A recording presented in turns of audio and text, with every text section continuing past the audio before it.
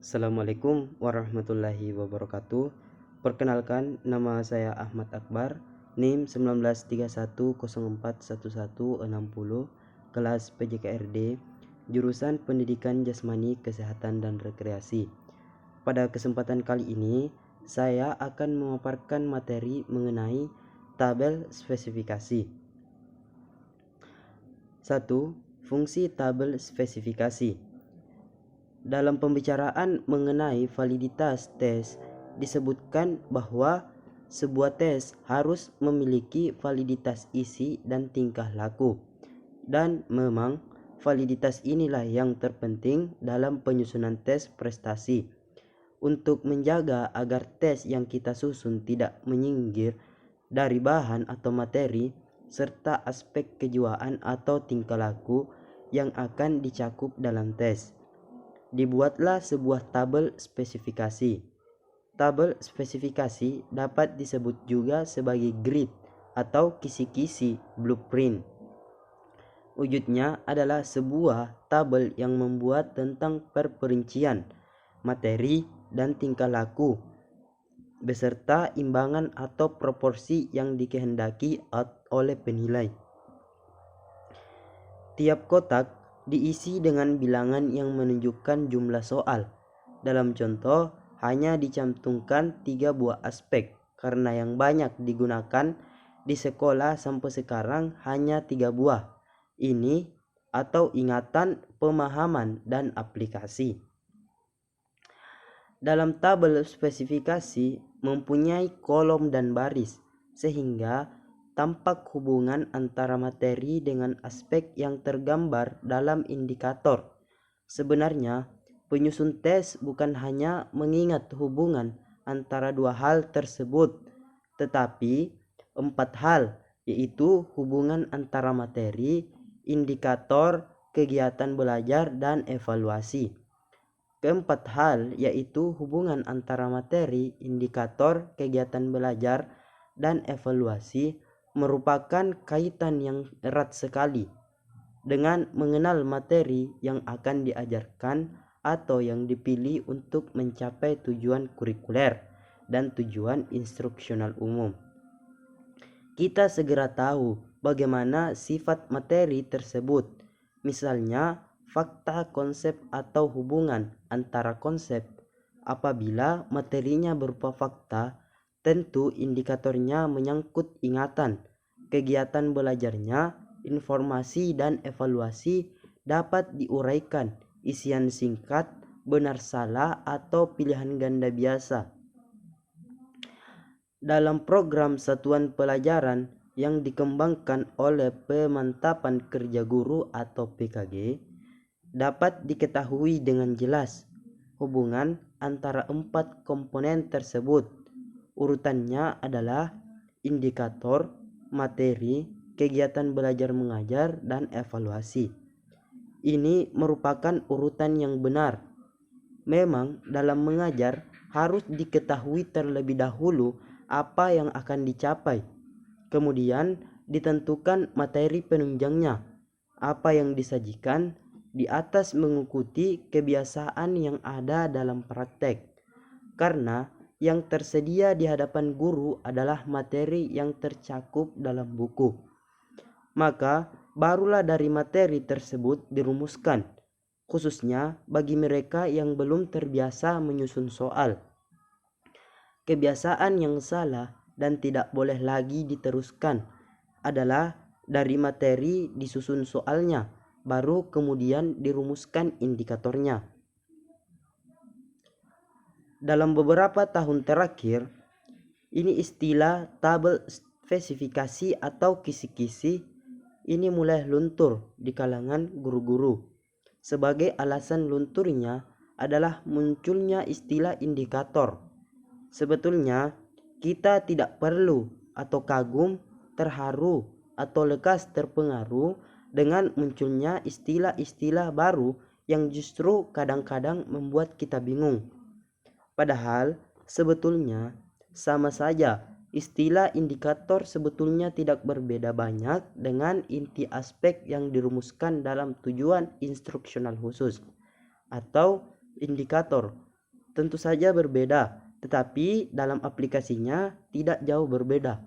Oleh karena itu, agar tidak membingungkan pembaca, istilah yang digunakan dalam buku ini tetap kisi-kisi atau tabel spesifikasi. Fungsi tabel spesifikasi adalah sebagai pedoman untuk menulis soal menjadi perangkat tes. Yang kedua, langkah-langkah pembuatan tabel spesifikasi. Sebenarnya ada beberapa macam tabel spesifikasi. Macam tabel ditentukan oleh bidang studi dan homogenitas yang akan diteskan. Langkah pertama yang harus diambil adalah mendaftarkan pokok-pokok materi yang akan diteskan. Kemudian memberikan imbangan bobot untuk masing-masing pokok materi. Contoh, akan membuat tes untuk evaluasi. Pokok-pokok materinya adalah yang pertama pengertian evaluasi, yang kedua fungsi evaluasi, yang ketiga macam-macam cara evaluasi, dan yang keempat persyaratan evaluasi. Angka-angka yang tertera di dalam kurung yang dituliskan di belakang pokok materi menunjukkan imbangan bobot untuk masing-masing pokok materi. Penentuan imbangan bobot dilakukan oleh penyusun soal berdasarkan atas luasnya materi atau kepentingannya untuk dites. Penentuan imbangan dilakukan atas perkiraan atau judgment saja.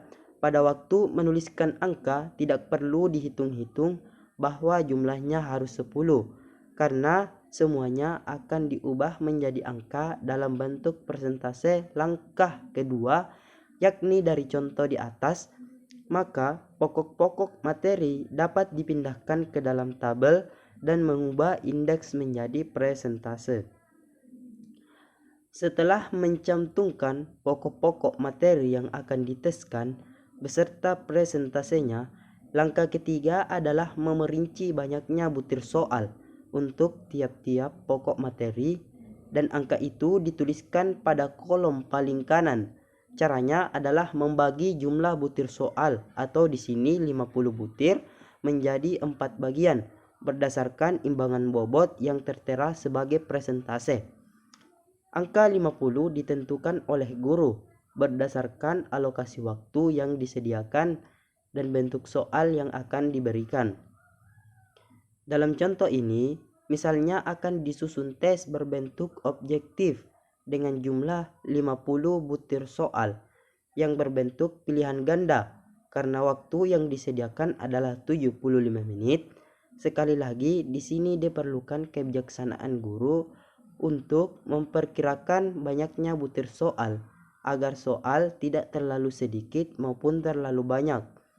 Sebagai patokan waktu adalah bahwa sebuah soal tes objektif membutuhkan waktu 1 menit untuk membaca dan menjawabnya, sehingga jika disediakan waktu 75 menit untuk tes, dapat disusun butir soal sejumlah yang pertama yaitu 50 buah bentuk objektif atau 50 menit dan 5 buah bentuk uraian atau 25 menit.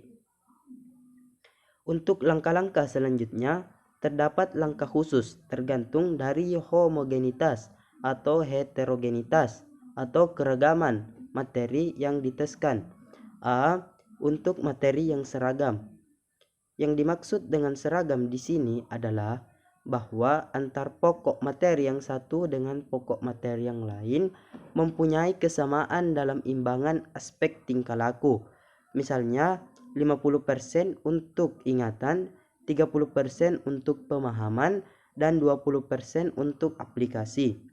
Apabila dengan demikian halnya, angka presentase dapat dituliskan pada kolom di bawah kata-kata ingatan, pemahaman, dan aplikasi. Selanjutnya, banyak butir soal untuk setiap sel atau kotak kecil diperoleh dengan cara menghitung presentasi dari banyaknya soal bagi tiap pokok materi yang sudah tertulis di kolom paling kanan. Perlu diperhatikan bahwa angka yang diperoleh untuk setiap sel merupakan pembulatan dari perhitungan dengan cara mereka-reka atau menggeser-gesernya, sehingga jumlah ke samping dan ke bawah diperoleh angka yang benar. B.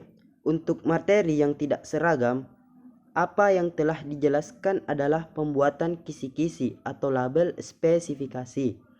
Untuk materi yang seragam dalam arti seragam dalam imbangan tingkah laku, ada kalanya pokok-pokok materi dalam satu bulan hanya mencakup satu aspek tingkah laku saja, yakni ingatan saja. Misalnya suku-suku bangsa yang ada di Indonesia. Adanya suku-suku bangsa tersebut hanya dapat dihafalkan tanpa perlu dipahami, apalagi diaplikasikan. Dalam keadaan demikian, maka yang isi hanya kolom ingatan dalam keadaan lain, misalnya hal osmose dan difusi, hanya didapat dipahami dan diaplikasikan, sebaiknya tidak dihafalkan untuk membuat tabel spesifikasi pokok-pokok materi yang tidak seragam.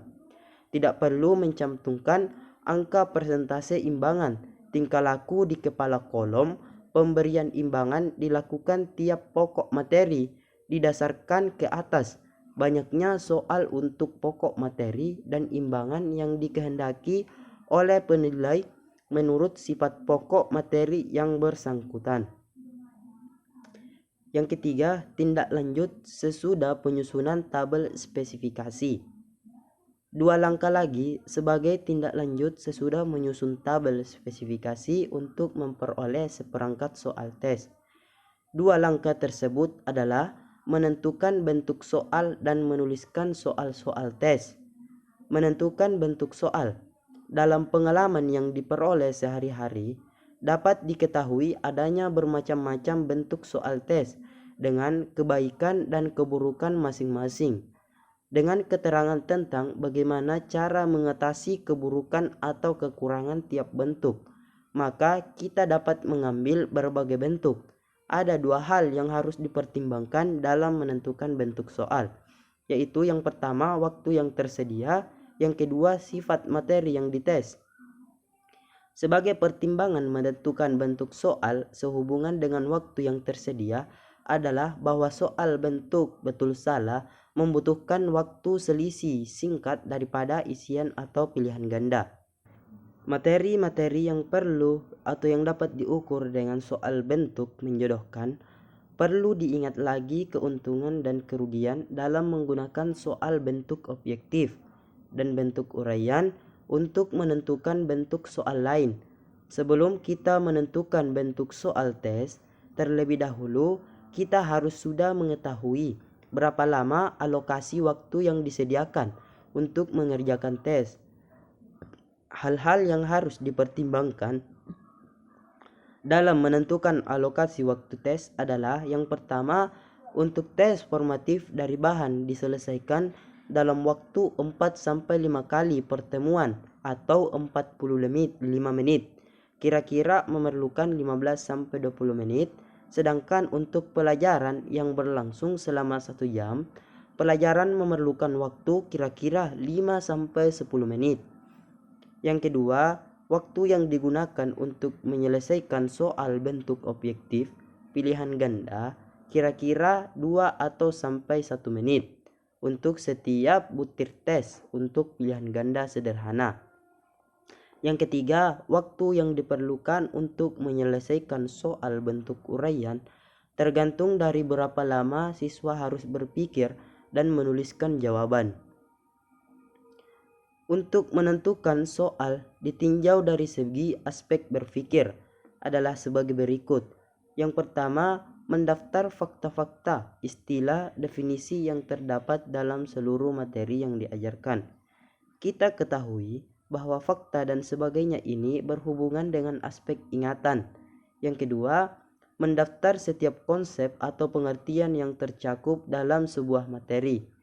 Konsep ini diukur penguasaannya berdasarkan aspek pemahaman siswa. Yang ketiga, mencari hubungan antar 2 atau beberapa konsep yang ada. Hubungan konsep ini berhubungan dengan aspek pemahaman, tetapi dapat juga aplikasi. Yang keempat, mempertentangkan konsep-konsep menggeneralisasikan dan berhubungan konsep dengan masalah kehidupan sehari-hari. Hal ini berhubungan dengan aspek aplikasi. Yang kelima, memilih hubungan antara beberapa konsep dalam penerapan ke dalam permasalahan yang lebih luas. Kasus permasalahan yang luas dapat diangkat sebagai pokok untuk menyusun soal bentuk analisis, sintesis, atau evaluasi. Yang baru saja diterangkan adalah bentuk-bentuk soal ditinjau dari aspek yang diukur.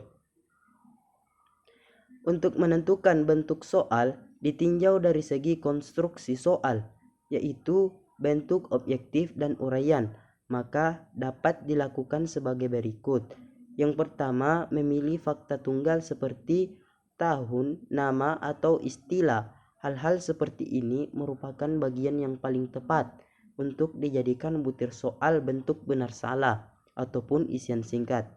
Yang kedua, hubungan konsep-konsep yang berupa klasifikasi dan diferensiasi ditentukan untuk membuat soal bentuk pilihan ganda atau multiple choice.